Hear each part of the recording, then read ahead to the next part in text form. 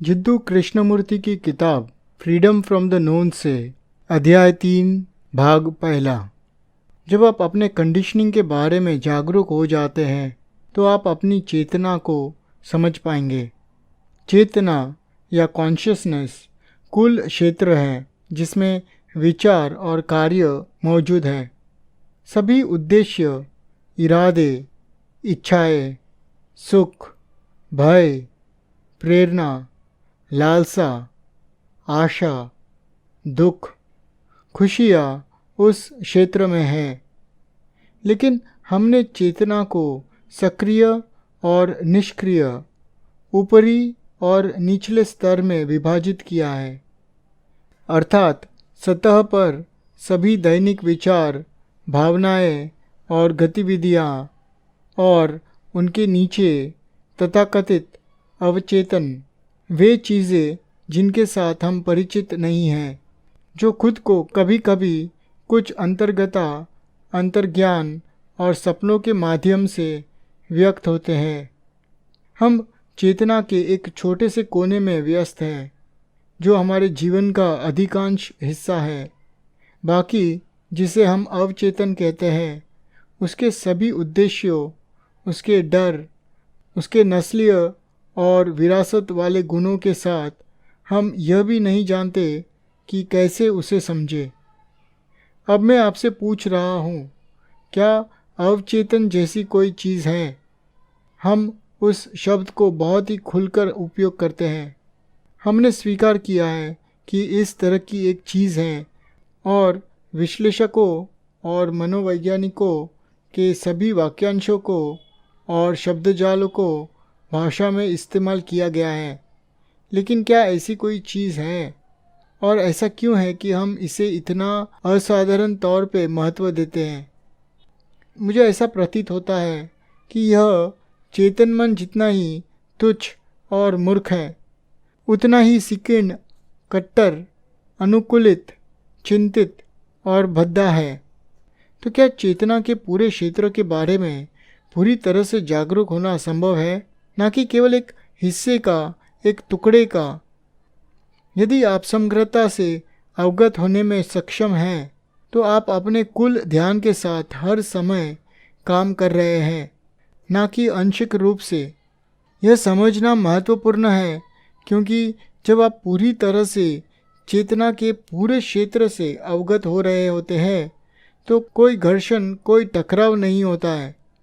यह केवल तब होता है जब आप चेतना को विभाजित करते हैं, जो कि सभी विचारों, भावनाओं और क्रियाओं को विभिन्न स्तरों में विभाजित करता है, जिससे घर्षण या टकराव पैदा होता है। हम टुकड़ों में रहते हैं। आप कार्यालय में एक चीज़ है, घर पर एक और।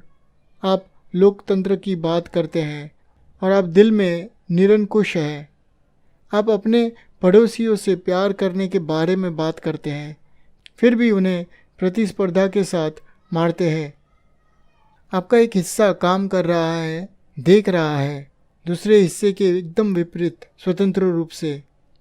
क्या आप अपने आप में इस खंडित और बिखरी हुई अस्तित्व के बारे में जानते हैं?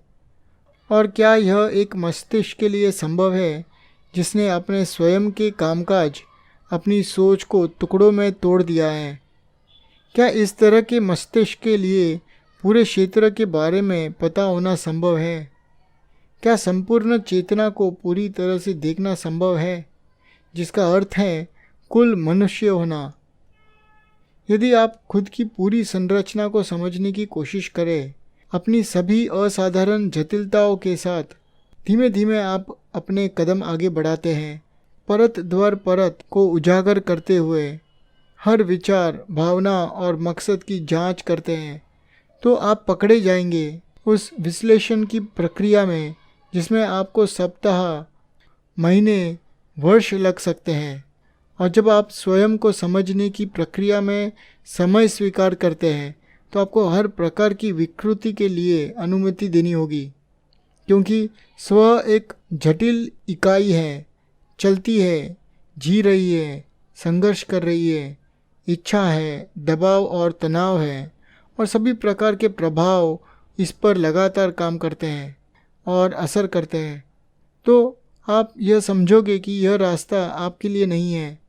आप समझ जाएंगे कि अपने आप को देखने का एकमात्र तरीका पूरी तरह से है, तुरंत, बिना समय के। और आप स्वयं की समग्रता तभी देख सकते हैं जब मन खंडित ना हो। जो आप समग्रता से देखते हैं वही सत्य है। अब क्या आप ऐसा कर सकते हैं?